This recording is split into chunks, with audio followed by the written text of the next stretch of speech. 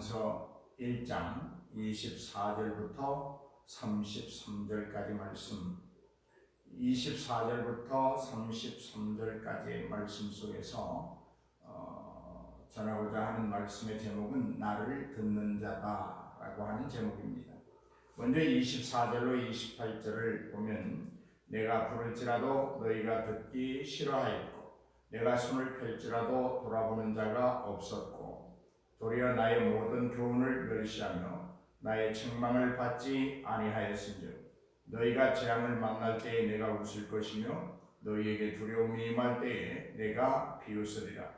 너희의 두려움이 광풍같이 임하겠고 너희의 재앙이 폭풍같이 이르겠고 너희에게 근심과 슬픔이 임하리니 그때 너희가 나를 부르리라.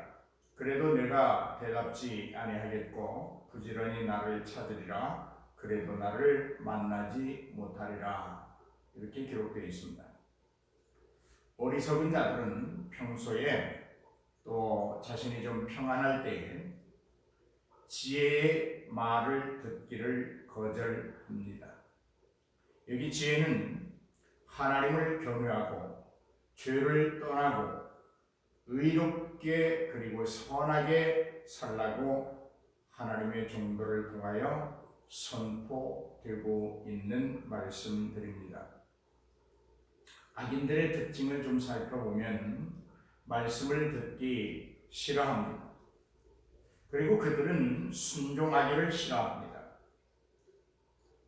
악인들, 죄 있는 자들은 하나님의 음성에 대하여 무관심합니다. 그리고 하나님의 율법과 계명과 율례와 법도에 대하여 관심이 없고 들려지는 말씀들에 대하여 무시하기 시작합니다. 오히려 그들은 더 적극적으로 말씀을 따라 살지 않기로 결심하고 자신의 의지대로만 살아가는 특성을 가지고 있습니다. 그러나 사랑하는 성도 여러분, 사람의 의지는 언제나 부족하고 모자라고 모순되게 되어 있습니다. 사람의 의지는 실수를 선택하게 되고 바름에서 벗어나게 됩니다. 인간이 가진 죄성으로 인하여 옳음과 그릇됨의 사이에서 가능하다면 그들은 언제나 그릇됨을 선택합니다. 죄인들은 말씀의 관역에서 벗어나 있는 자들이기 때문에 하나님의 모든 교훈을 멸시하고 하나님으로부터 가르침을 받고 교훈을 받고 책망받기를 거절하는 특성을 가지고 있습니다. 어떻습니까? 우리는 지혜로운 자들입니까? 악인입니까? 이러한 특성들을 우리에게 대비해 보면 우리 스스로가 판단할 수 있게 될 것입니다. 하나님의 말씀을 듣기 좋아하십니까? 하나님의 교훈을 따르기를 즐겨 하십니까?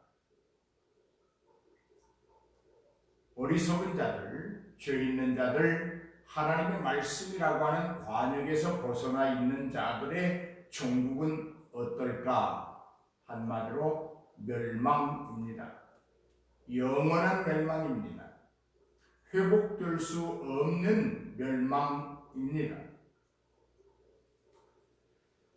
이렇게 자신의 의지를 따르고 모순되고 모자라는 판단을 통하여 세상을 그릇되게 살아가고 있는 자들, 악인들, 죄인들에게는 재앙의 때가 있습니다. 심각한 재앙의 때가 있습니다.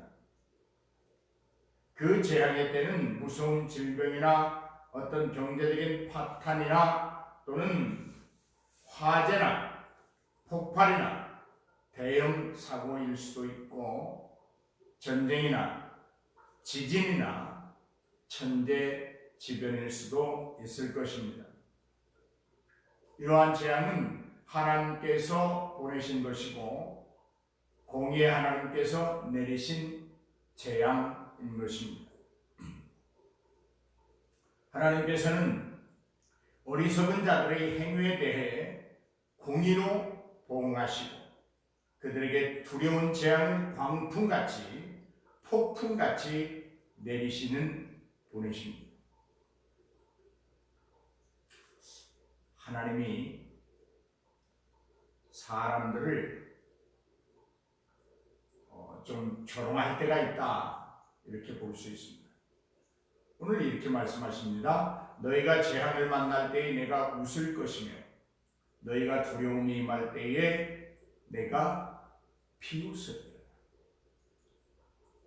악인들이 재앙을 만나고 두려움에 떨고 있을 때 하나님이 웃으신다고 말씀하십니다.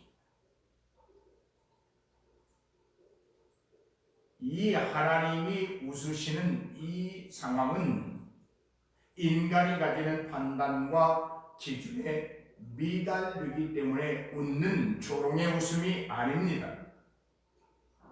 하나님의 응답에, 하나님의 부르심에, 하나님의 응답에 화답하지 않기 때문입니다. 인간이 가지는 판단과 기준에 미달하기 때문에 웃는 것이 아니라 하나님의 교훈을 멸시하기 때문에 하나님이 웃으십니다. 왜요? 결과가 멸망이기 때문입니다. 하나님의 말씀을 거역하고 하나님을 거역한 그 결과가 멸망이 아니고 우리가 원하는 것, 우리가 묻고자 원하는 것들을 얻을 수 있는 길이라고 하면 하나님이 웃으시지 아니하실 것입니다. 하나님의 책망을 받지 않기 때문에 하나님이 웃으신다고 말하고 있습니다. 하나님의 웃으심, 하나님의 조롱, 그것은 단순한 비웃음이나 코웃음이 아닙니다. 징벌이라고 하는 무서운 도구가 그 웃음과 함께 발동된다는 것을 주목해야 합니다. 책망과 재앙으로 나타납니다. 죄인들이 하나님께 부르짖어도 하나님이 대답하지 않으시고 죄인들이 아무리 부지런히 하나님을 찾아도 그를 만나지 못할 것이다, 그렇게 기록하고 있습니다. 사랑하는 여러분, 응답이 없으십니까? 왠지 나는 하나님을 만나지 못하는 것 같이 느껴지십니까? 그렇다면 원망에 앞서, 한탄에 앞서 자신의 삶을 돌아볼 수 있기를 바랍니다. 나의 삶은 지금 내가 판단하고 내가 기준 삼은 것에 적합한 것인가가 아니라 하나님의 말씀에 비추어서 정상적이고 정당한 삶을 살고 있는가 하는 문제입니다. 세상이 심히 어렵습니다. 세상이 심히 어렵다고 해서 우리의 기준마저도 흔들려서는 안 되는 것입니다. 세상이 대단히 복잡합니다. 그러나 세상이 복잡하다고 해서 정직하고 지혜롭고 순수한 하나님의 말씀을 희석시켜서는 안 되는 것입니다. 세상이 혼란스럽고 세상이 대단히 복잡하고 세상살이가 팍팍하다고 할지라도 언제나 하나님의 말씀은 기준이 되어야 합니다.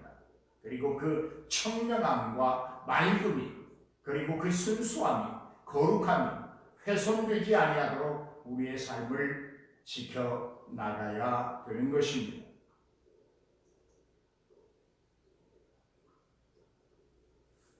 그러므로 우리는 하나님을 만날 만한 때에 하나님을 찾아야 하고 하나님의 말씀이 들려질 때에 그 말씀에 화답하고 순종하는 그러한 삶이 참 존귀한 삶이라고 말할 수 있습니다.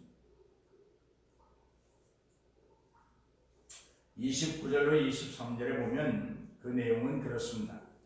하나님께서 그들의 기도를 듣지 않는 까닭에 대해서 말하고 있습니다.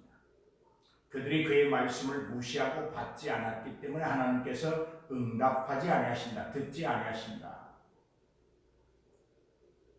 어리석은 자들의 특징 중에 하나가 신앙의 변절입니다. 믿음을 포기합니다. 말씀에 대하여 귀를 닫고 하나님의 사랑의 실천에 대하여 눈을 감습니다. 하나님의 말씀에 대한 두려움이나 진지함이 없는 삶을 살아갑니다. 여러분, 악인들의 모습을 보면 그렇습니다. 하나님의 말씀에 대하여 전혀 두려움이 없습니다.